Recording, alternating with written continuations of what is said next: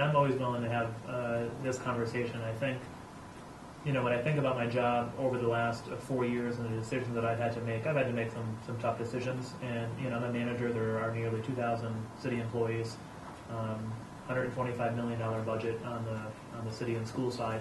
And so, personnel issues do come up from time to time, and we try to handle them with the best judgment possible. I had to make a tough decision, and I do stand by that decision, and I do respect the privacy concerns of employees, and I worked hand in hand with both our in-house counsel and our outside counsel to make sure we handle the situation delicately.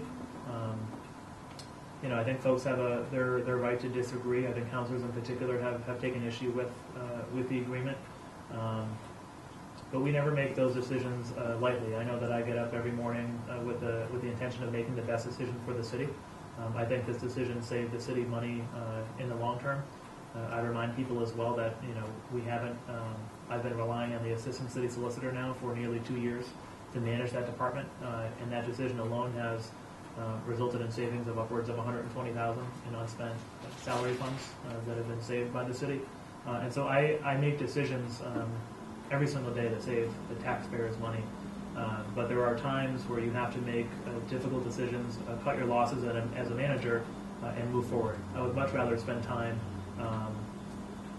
making a decision on this instead of having months or years of litigation.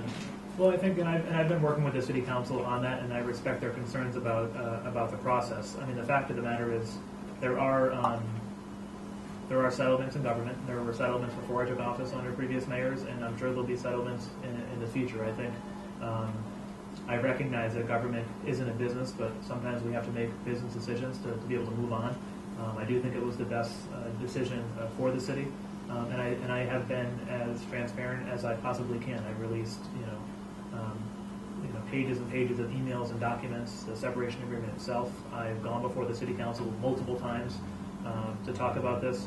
The Attorney General and her staff have reviewed this and came back and said this is a pretty common agreement that we've seen in other communities and businesses.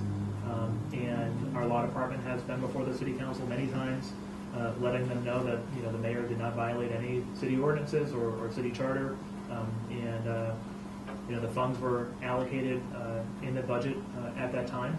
And this is the decision that the legal team and I decided to execute to, again, cut our losses, move on, and I think the city is better for it.